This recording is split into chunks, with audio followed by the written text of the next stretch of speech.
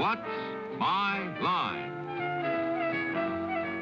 Brought to you by Kellogg's, the folks who bring the best to you each morning. A wide choice of cereals in the forms you like best. Yours from Kellogg's of Battle Creek. Now let's all play What's My Line?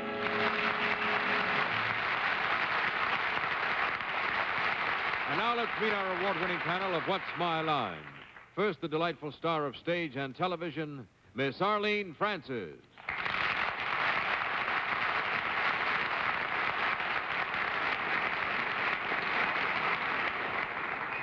And now that dazzling comedian who is performing nightly in Philadelphia at Popsciola's has come to us tonight, and we are very grateful. Joey Bishop.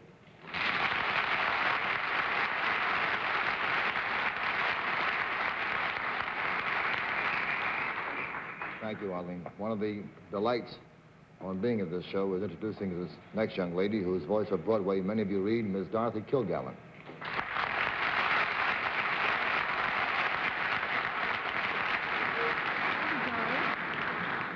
And it's always a pleasure for me to introduce our next panelist, who has just returned from Topeka, St. Louis, and Chicago, our Random House publisher, Bennett, Cerf.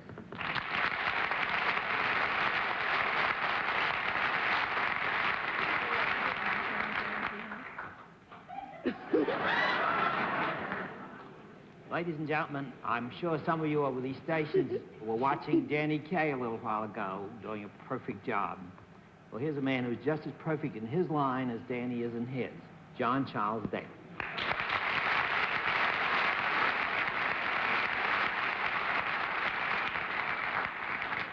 That was a very nice compliment, Bennett. Thank you. Good evening, ladies and gentlemen, and welcome to What's My Line. We're up to our usual tricks. We have some very interesting occupations, some very nice people who brought them to the theater. We'll also have a famous mystery guest a little bit later in the program, and we'll meet our first challenger after this word.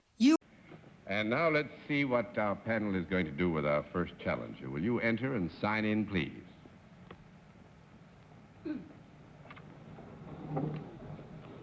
Frank P. Stone. Thank you, sir.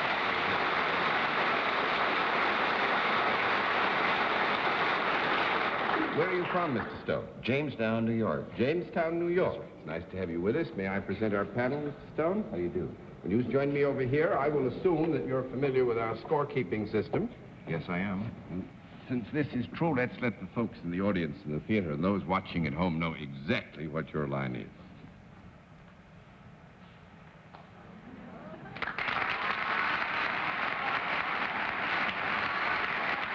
All right, panel, we will tell you that Mr. Stone is salaried, that he deals in a product, and we'll begin the general questioning with Arlene Francis. Oh, Mr. Stone, is this a product that could be used by members of the panel? Yes. Is it a useful product? Yes. Would one find it in the home? Yes. Small conference. Just depends on where you live. I think that what we do have to say, with your permission here, is that while it could be found in the home, this would not be where you normally expect to find it. However, there are circumstances under which it could be found in a home. I see. Thank you. Then I got a half a yes? Yes, you did. Good. 3/4. Does this product have any moving parts? Yes. Is it larger than Joey Bishop? Yes. You mean professionally? Nothing is larger than you professionally. Thank you. That's nothing. Is it anything you can get into? Yes. John wanted to say no again. No, wait a minute. We're getting a little complex. We must stay specifically with the element here, and the element you would not Why get don't we into. sign in a new guest, John? Right? No, I would think there, just to save confusion, Arlene, not because we want to give you a no, but to save Anyway, confusion. Mr. Stone doesn't. I'll say that for him. Well, we'll have to give you a no. It is not something you could get into. One down and 9 to go, Mr. Bishop. Is it something that would be around the house, but not necessarily inside of it? No. 2 down and 8 to go, Miss Kilgallen. Is this product that we're after to be found on land rather than at sea? Yes. On land rather than in the air? Yes. Is the product a component part of something that you could get into? Yes. Is that something ever a vehicle? No. 3 down and 7 to go, Mr. Cerf. This part, Mr. Stone, that is part of this, something you get into, is it made of metal? Yes. Is it, might it be aluminum or steel? Well, Yes. you are asking about what, Bennett? Are you asking Well, about the part. product? Well, Mr. Stone says it's a part of something that you can get into. I'm trying to find out what part this might be. Oh, I see. But you're asking your question specifically about the product with which Mr. Stone I is am connected. indeed. Fine. You're doing splendidly. Carry on, McDuff. Thank you, sir. Mr. Stone, would you take hold of this product of yours when you were getting into anything that you were getting into? Possibly. He said, when you're getting into it, would you take hold of it?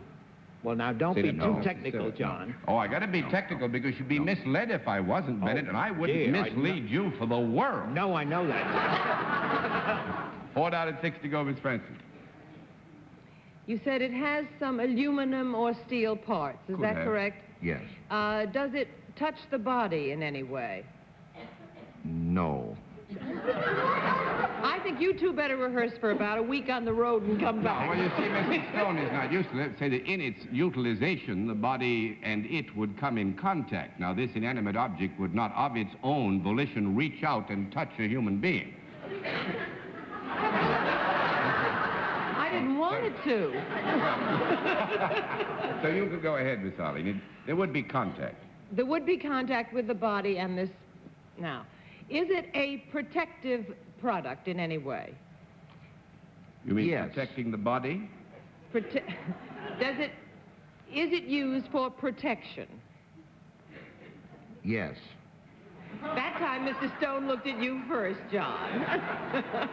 Well, it is used for protection, but just let's remember that protection here can cover vast areas besides... Oh, Arlene isn't that big. I'm glad you're on the other end of the panel, Bennett, after a crack like that, but Is carry it on. for protection against the elements? No. No. 5 down and 5 to go, Mr. Bishop.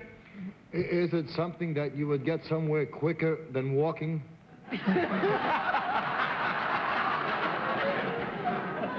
No. I'm afraid not, Joe. How come you don't hesitate when I ask him a question? 6 down and 4 to go. How can you give me a no if I don't understand the question I asked?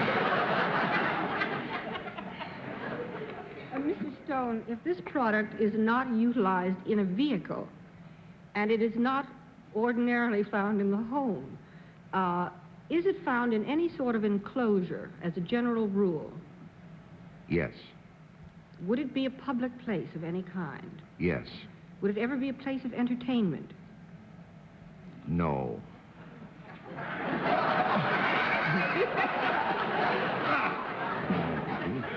No. I don't want to confuse the mother. Dorothy, I'm going to, if it won't confuse you too much, say that it is possible that you might find it in a place that was used for entertainment. We will say that. That will not help much, but you will say it. All right. Is this something that is small enough so that I could lift it up with my 2 hands? No. No. 7 down and 3 to go. I'm going to give you 1 minute. We're absolutely nowhere near this, are we? Well, actually, I've been waiting for somebody to get a critical question asked, and then I think you'd race do we for have it, a but you're conflict? just missing it all. Do you ever, does a kind of person put this on or adjust it to his body? No, sir. Can you put something on it? Yes. Yes. Does it have a counter of any kind? Yes.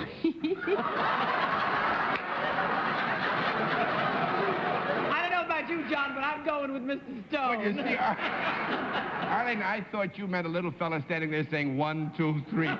I mean, could it be anything like a bar or something that you would put foods or liquids on or across.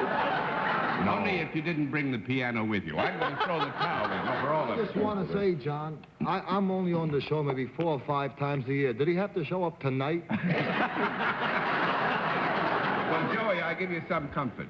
You came as close as anybody else. Mr. Stone sells voting machines. Oh.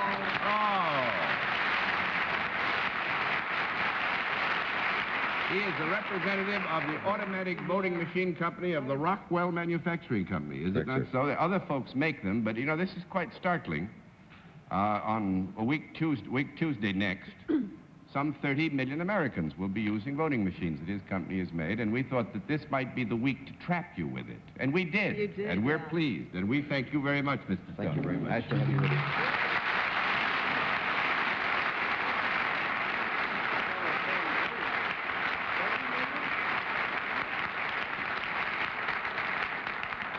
Well, that was a splendid beginning, panel. I'm proud of you. Now let's see what we can do with the second challenger. Will you enter and sign in, please?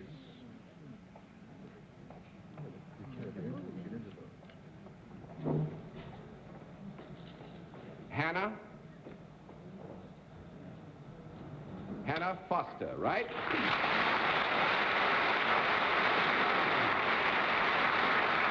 Is it Miss or Mrs. Foster? Where are you from, Mrs. Foster? Cedar Hill, Texas. Cedar Hill, Texas? That's right. May I present our panel, Mrs. Foster? Will you join me over here now, please? And, Mrs. Foster, let's just get to the nice, pleasant business of telling the audience in the theater and the folks at home exactly what your line is.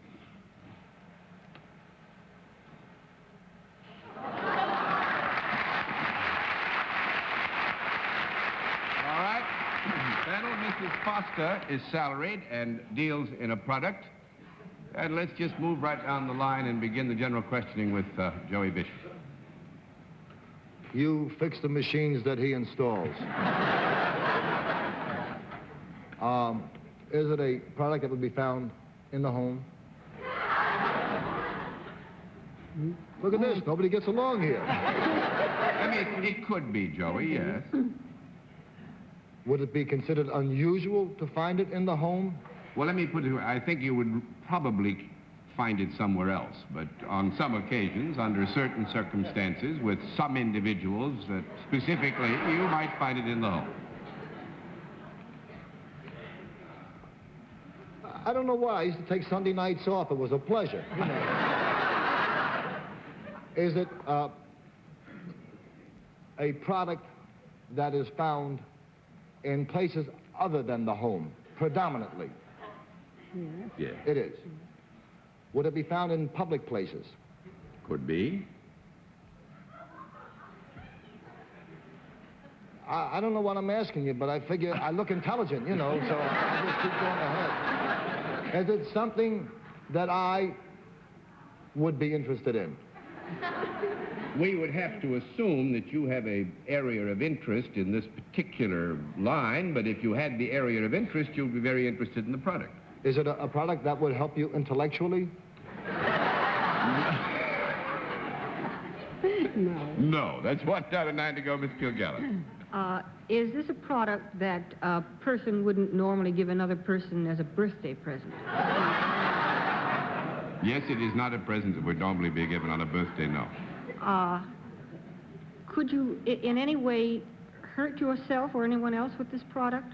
Hurt yourself or anyone else with this product? I can think of one way, but it's unlikely you'll Like try to dropping use it it out a that way, window? so we'll give you a no. 2 down and 8 to go, Mr. Cerf. Mrs. Foster, has this product of yours ever been, or is it, at the time you're handling it, alive? Yes. Is it alive when you're handling it? Yes. Is it a 4-legged animal? No. No. 3 down and 7 to go, Miss Francis. Does it fly? 4 down and 6 to go, Mr. Bishop. Does it breathe?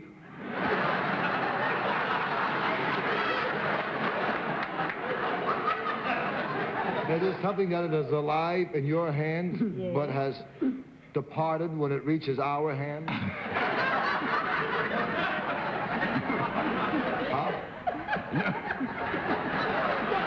is your question is the... Well, that's right, like a chicken plucker, right? No, Joey, got to give you a no. It is not departed. But I was close. You were close. 5 down and 5 to go, Miss Kilgallen. Mrs. Foster, does this product slither?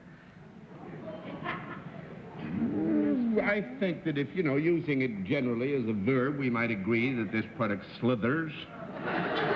Or is it reptilian?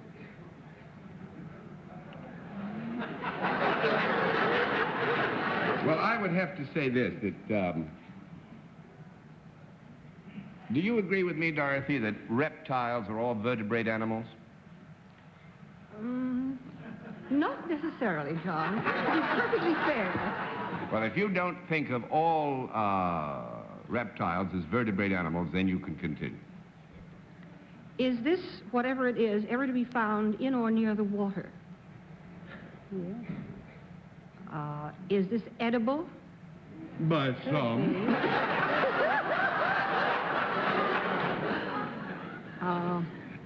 Well, I don't care. Is it edible in Texas? Anywhere.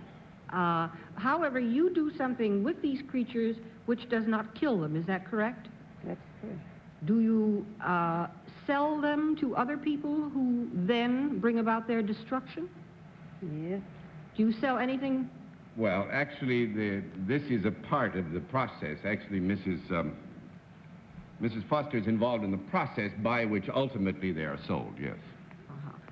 Are they sold in order to catch an animal or a fish which is larger?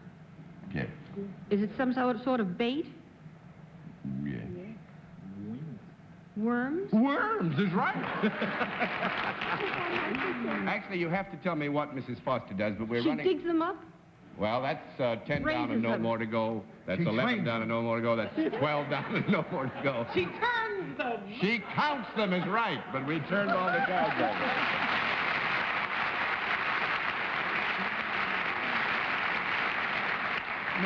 Mrs. Foster is with the Oak Haven Worm Farm in Cedar Hill in Texas, and you sell thousands, tens of thousands of these a year. And Miss Foster sits there and counts them for the packaging. My son has some I'd like to send you. Mrs. Foster, thank you very much. Nice to have you with us.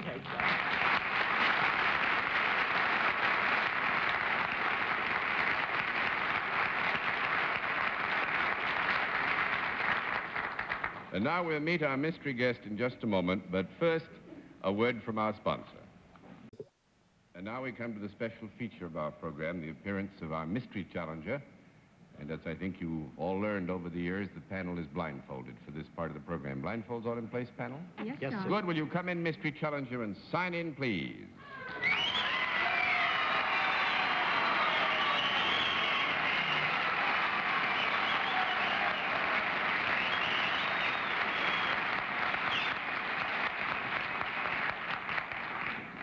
All right, panel, as you know, in this case, we go to a different form of questioning, one question at a time, in turn, moving clockwise, and we'll begin with Dorothy Kilgallen. Are you in motion pictures? No. The question was asked, are you in motion pictures? And you said no. 1 down and 9 to go, Mr. Cerf. Do you ever sing for your supper professionally? Occasionally. Miss Francie? Well, you better spray, because you're going to be in bad shape tonight. Do you sing in musical comedies? I have. Mr. Bishop? Are you also known for your records? Some. I would say very much. Miss Kilgallen? You would say very much for records? Mm-hmm. Are you in the pop field primarily in records rather than in the long hair field? Yes. Mr. Cerf?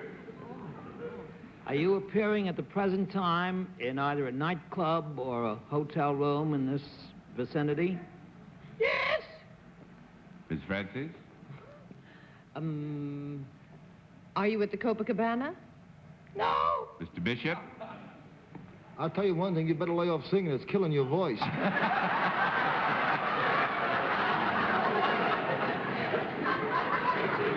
Would you be a physical type singer? A guy that just can't stand still while he's singing? could be. I do not think, though, that we would describe our guest as such, not at least in the terminology as I understand it. So we'll give you a no. 3 down and 7 to go, Miss Kilgallen. Have I seen you twice in your current act? Yes. Okay. Frankie Laine? Right.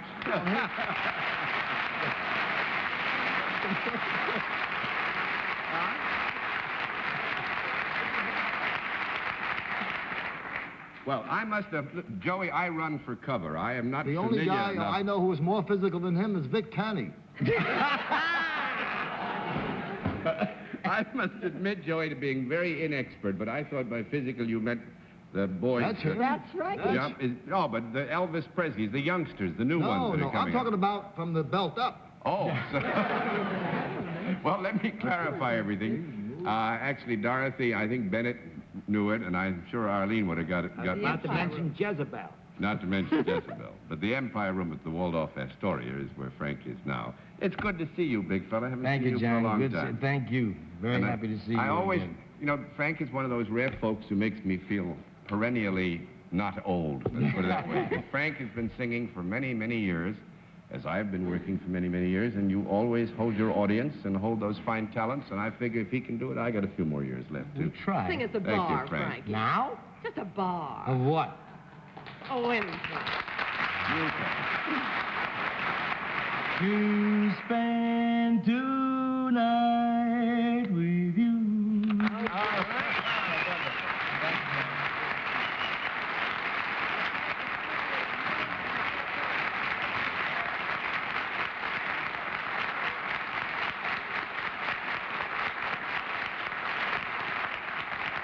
We'll have another contestant after this word from our alternate sponsor. Now, a final contestant. Will you enter and sign in, please? Right there. Mr. X. How are you? Nice to see you. Panel.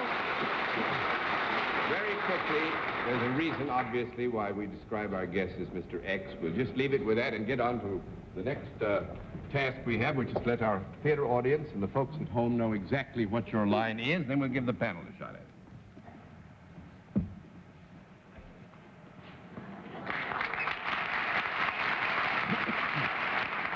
All right, panel. Mr. X's salary deals in a service, and we are very short of time, and Bennett, Cerf, you start things off. Mr. X, if you would sign your proper name on that blackboard, would we recognize it? Yes, sir, yes. Would we have recognized it because we had seen it in the paper recently? Good. Yes. Good. Might it have been on the front page? No. No. 1 down and 9 to go, Miss Francis. Well, since I not only recognize this gentleman, but I know about his wife, I'm going to disqualify myself. Mr. Bishop. I also... Well, I do. John, Yeah? well, I hope I'm not divulging anything, but he's a big, big favorite of my son's. So... Oh, wonderful. That's true. There's 2 disqualifications, Miss Kilgallen. Well, Mr. X is still a mystery to me. Are you in the entertainment world? Yes. Are you a performer? Yes. Do you perform on a musical instrument? No, no. 2 down and 8 to go, Mr. Cerf. X, do you do some children's show on television? I think so. I'm going to, with 2 of you disqualified, actually, Bennett and Dorothy will know in a minute. His name is John Zackerly. Oh. And he is the host of a TV horror movie program. And this was, as you all have guessed, this was our little Halloween stunt. You see, tonight is Halloween. It's really celebrated tomorrow. But we work together, and this is a gentleman who has a fine feeling for young John, people. may I and say, they come my to him. son John has a Kennedy button on this side and a Zachary button on that side. Ah, well, John, I wish we'd had a little more time. As a matter of fact, I'm glad we didn't have any more time with 2 of the panel disqualifying. But it's great to have had you with us and What's My Line and make a happy Halloween for everybody tomorrow night. Thank you. It's good All to of see you, you. whatever you are out there. Uh-huh. Good night.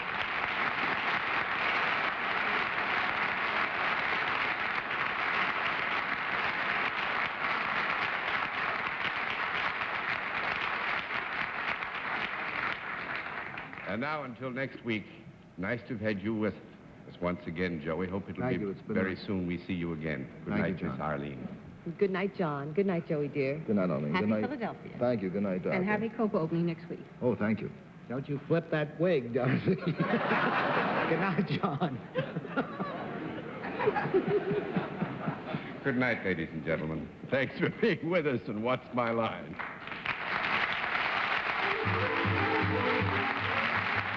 What's My Line is a CBS television network production in association with Mark Goodson and Bill Todman. This is Hal Sims speaking.